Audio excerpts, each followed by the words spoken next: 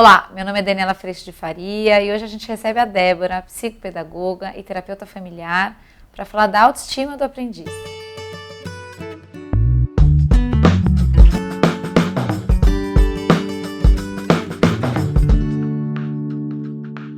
Débora, a gente vai falar um pouco da autoestima e como é que a gente constrói essa autoestima e como é que as famílias e escolas e professoras podem ajudar nesse processo. Como é que você vê? Você recebe crianças com a autoestima mais abaladinha, achando que não conseguem, com medo dos números e letras? Sabe uma coisa que me chama muito a atenção, Dani? É que muitas crianças chegam lá, a maioria, com a classificação: eu sou burra. A palavra burra mesmo. Burra mesmo. Burra. Ou é a fala, assim, não vou achar que não é uma fala direta dos pais, ou dá o entender que a criança é, mas os irmãos, Dani. Os irmãos chamam de burra. Mais velhos, eles chamam e colocam a criança lá para baixo. Tenho bastante criança que eu recebo com isso. Sim. Então eu trabalho justamente isso com a criança para que ela desenvolva a capacidade que ela tem, e tem, Dani, muita capacidade. Mas aí muitas vezes os pais chegam e contam desse irmão, ou que a fala da família, assim.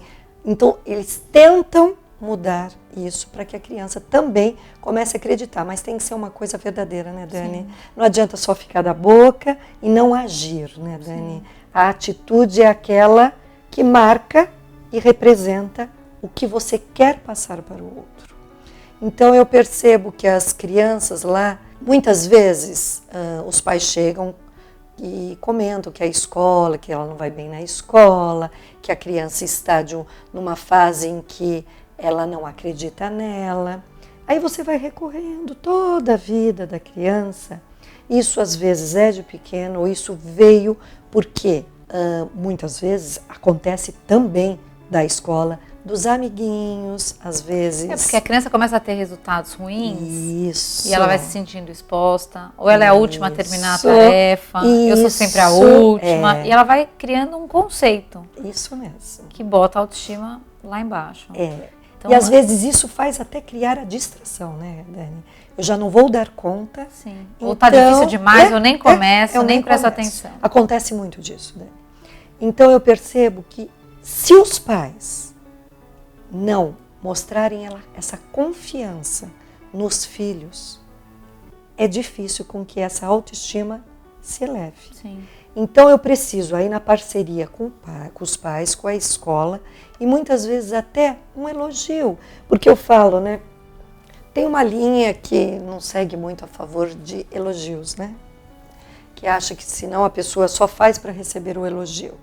Que eu não discorde disso, eu acho que você tem jeitos e jeitos de mostrar quando o que você fez, o que aquela pessoa fez, surtiu um efeito verdadeiro. E é bonito isso, a questão do elogio, quando o elogio é do processo, o elogio é da ação. O elogio de você é lindo, você é ótimo, você é maravilhoso, ele realmente até prejudica. Eu já sou ótimo, já sou maravilhoso. Eu não preciso de mais nada. Não fazer nada. Eu concordo, mas eu sempre penso assim, o mínimo, aquela criança consegue aquilo, ela evoluiu um pouquinho, o mostrar o quanto ela é capaz, daquilo que ela conseguiu, um passinho que ela deu, ela consegue. E isso vai tornando a criança percebendo essa capacidade que ela tem de crescimento.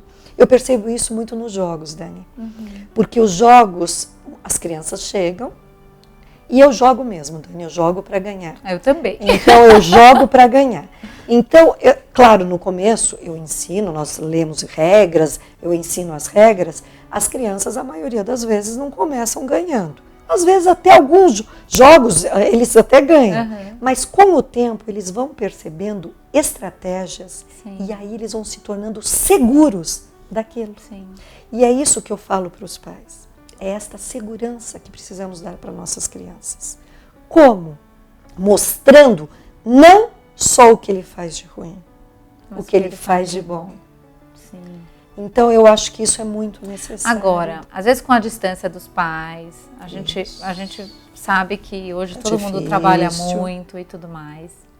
Eu queria que você falasse um pouco da importância da rotina e como é que a gente cria isso no quesito estudo. Porque como é que esse pai checa isso? né? Porque isso vai gerar um apoio, ao invés da gente esperar a bomba estourar e depois esses pais vêm com um monte de crítica pesada, que também bota a autoestima mais embaixo. Então, como que a gente pode cuidar antes para não chegar nesse momento e todo mundo está exaltado e a coisa fica mais difícil ainda? Porque eu queria que você falasse um pouco disso, essa bronca, essa ira, porque foi mal, porque tirou nota, porque essa pressão, o que ela causa?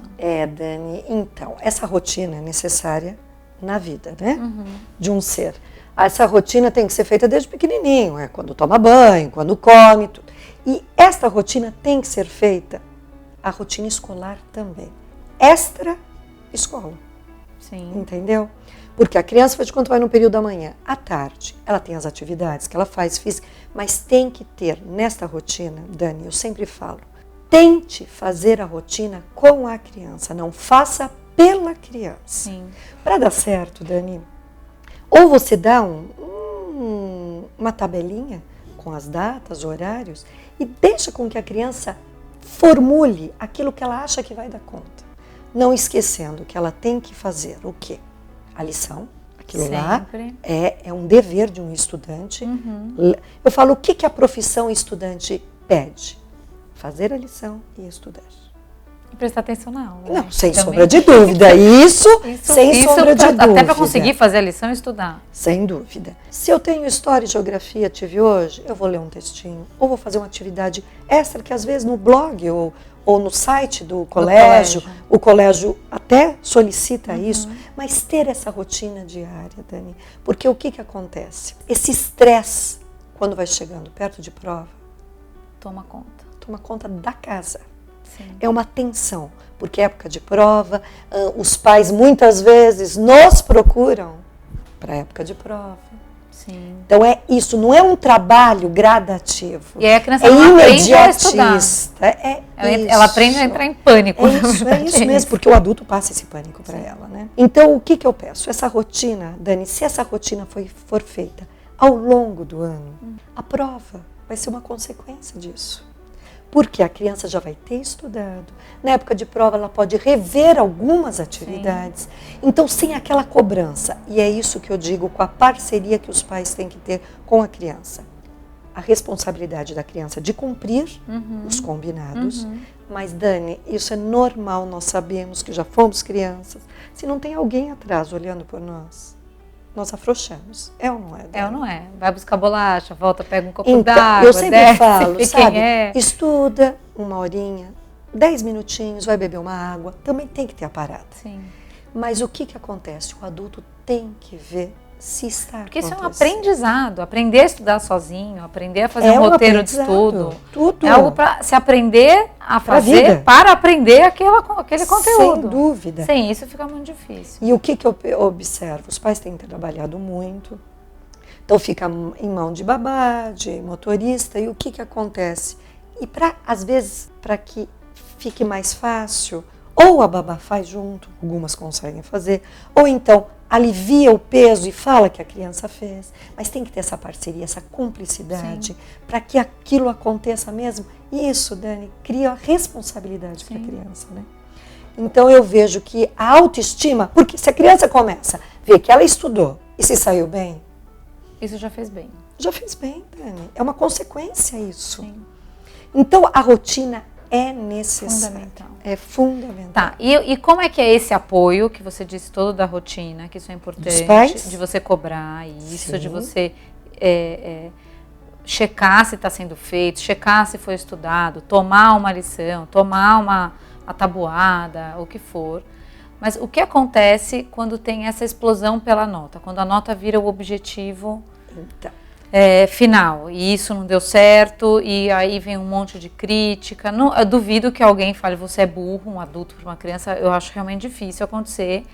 Mas é quase isso, né? É quase isso. Se não verbaliza, demonstra, né, Dani? Então, o nosso cuidado é qual? Isso. O que vai realmente construir o próximo passo e o que vai prejudicar a autoestima da criança se a gente fizer de uma maneira como? Explosiva? O que você vê por aí? Então, Dani, todo esse processo, eu acho que os pais, eles têm que estar atrás dos filhos como?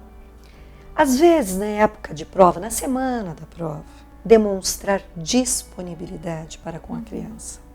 Quer que eu tome algum ponto de você? Quer que eu faça recorra a perguntar tabuada? E você vai, estuda o que você não der conta, o que você quer da minha ajuda. Uma coisa eu sempre falo, eu acho que você pode até oferecer a sua maneira de estudar, mas não force com que ele estude da forma como você estudou. Sim. Porque às vezes não é a forma que a criança aprendeu. Aprende, né? Não é a forma que ela aprende. Então, o que eu acho? Os pais estando atrás dessas crianças, elas se tornam justamente mais seguras e confiantes. Então, quando você fala, quando vem uma nota baixa, às vezes a criança estuda, Dani. E vem a nota baixa. E vem a nota baixa. Então, o que os pais têm que observar nisso? Eles têm que pedir, vamos fazer a correção da prova, verificar, Dani, porque às vezes a criança ela não tem dificuldade no conteúdo. É alguma falta de atenção. Sim. Às vezes lê um enunciado que não prestou atenção. Então você vê que a dificuldade não está no aprendizado, no conteúdo. Está na distração. Sim. Então nós temos que tentar chamar a atenção para que a criança leia, releia a prova. Sim. Muitas crianças chegam lá com as provas. Quando eu vou ver com as crianças, eles não releram. Deixaram de cumprir algumas coisas. Então eu mesmo, como educadora, eu não aceitava que a criança viesse me devolver a prova sem antes ter relido pergunta e resposta. Ótimo. Se eles faziam ou não, eu não sei. Mas o meu trabalho Você de oferecer, esse espaço. Isso era necessário. Sim. Então, eu acho o seguinte, os pais, depois, Dani, se a criança estudou, se ela cumpriu a rotina e veio a nota, uma nota baixa, não adianta brigar, Dani. É hora de acolher, né? É a hora de acolher. É de verificar se essa criança está tendo esta dificuldade na aprendizagem ou se é uma distração. Sim. Então, ou até a pressão da prova. A pressão, aquilo me deixa numa pressão tão grande que eu fico completamente travada para fazer tudo. Né? E isso acontece muito. Muito. Né? Muito. E eu vejo que às vezes fica suando, tem criança que fala, que fica transpirando. Pinga.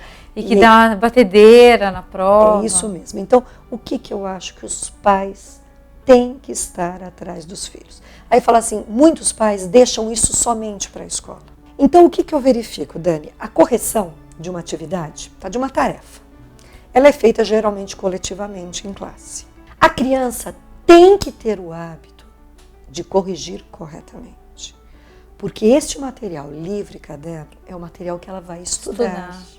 Então, tem que estar correto. Eu falo, um caderno organizado é um caderno gostoso de ser estudado. Sim. Mas eu não falo que precisa ser perfeito, mas tem que ser bem feito. Como? Com letra legível. O mínimo é uma letra legível, para que ela própria E precisa ensinar essa organização, porque às vezes vai tudo se dúvida, embolando com contas, você não consegue saber onde começa uma e acaba a outra. E a organização também é ensinada, Dani. Então, eu acho que isso os pais têm que estar A gente tem que olhar o caderno, tem que olhar sempre, tudo. Dani, e verificar na correção, teve a correção. Às vezes está escrito lá, tem um certinho deles, né? Se é corrigido em classe, se não é. E viu que aquela correção não foi feita corretamente. Então, os pais têm que ficar atentos nisso, para que, se perceber que a criança está mais desatenta, mesmo marcar uma entrevista na escola, para, pedir auxílio chegar nisso. À parceria mesmo. É isso que precisa, Dani. Porque eu não estou aqui só defendendo os professores, ou só estou defendendo os pais, mas às vezes nessa correção é muita criança. Eu, Débora, fazia como professora, eu fazia correção na classe, e eu sorteava 5 crianças. Isso é o meu jeito de fazer. Sorteava 5 crianças, se não tivesse nenhuma correção errada, ganharia um carimbinho. E Dani, esse era um estímulo para corrigir. Posso falar? E dava certíssimo. Entende? Então, cada um eu acho que tem que achar o seu jeito. Sim. E acho que tem uma coisa importante nisso que você está falando. Como tudo é um processo, e esse processo envolve a professora, a orientação, a matéria objetivamente, os pais, a própria criança, a gente tem mais é que estar atento. E você vai falando isso, eu vou pensando como mãe, falando, meu Deus, mas eu não consigo olhar tudo isso, vai dando um desespero. Mas eu acho que é esse esforço, é um esforço de você olhar de perto. Eu muitas vezes tem prova, eu deixo alguns exercícios e vou, a hora que eu volto eu olho. é olhar o caderno, porque tem vários mostrar jeitos interesse, né? Mostrar, e tem vários jeitos de estudar. Então eu já tive uma vez que a gente estudou, acho que era Rio São Francisco, e a gente colou várias folhas sulfites, a gente desenhou o rio, aqui nasce, aqui deságua, aqui vegetações, então desenha aí o arbusto, não sei o quê, e você deixar a coisa o mais concreto possível. Isso. E é uma delícia fazer isso, eu adoro. Mas o ponto é construir essa autonomia ao longo do tempo. Então, acho que como dica, a gente podia dizer, pais, cheguem perto, mães, cheguem perto. E esse é um processo que, quando a gente foi criança, ele era muito mais próximo. Eu lembro a bancada da minha casa, era minha irmã sentada, eu sentada, a bancada inteira. Aquilo era hora de sentar para estudar, não era dentro do quarto, não era nada. Era hora de sentar para estudar. E eu lembro que minha mãe passava atrás e falava, bom, já terminou, não terminou e tudo mais. E às vezes ficava brava. Então, a gente pode entender a nota como o que você já deu conta de aprender e o que ainda precisa treinar mais, ou como sinais disso que você falou, da falta de atenção, da pressão, do emocional que não está pronto para se sentir avaliado. Muitas crianças têm dificuldade mesmo. Sim. Mas é só estando perto que a gente vai conseguir, de fato, ver o que acontece, ver qual é a dificuldade e ajudar. E tem professores incríveis por aí que também, quando vem que a classe inteira foi mal numa prova, eu já tive essa experiência 2 vezes. Falo, então a gente vai fazer de novo uma outra prova, porque eu entendi que a classe não compreendeu o conteúdo. Isso, bacana. Isso eu acho. Isso é muito lindo, isso é libertador. Isso a gente sai desse pão, queijo, que no fim todo mundo tem que caber na caixa dos sapatos. Isso. Vai cortar o pé ou esticar a cabeça, não sabemos, mas a gente precisa olhar para as crianças e a gente precisa olhar para os nossos filhos. Isso mesmo. Tanto como profissional, para a gente conseguir realmente ver qual é a ajuda necessária. Né? E Dani, vou te dizer, por experiência, porque sou mãe também, o que você colhe é bárbaro. Dani. É bárbaro. É bárbaro. Porque é autonomia, é responsabilidade, é noção de consequência. É muito legal. O vídeo de hoje foi esse. A gente se vê na semana que vem. Obrigada, Dé. Até logo, até mais. Tchau.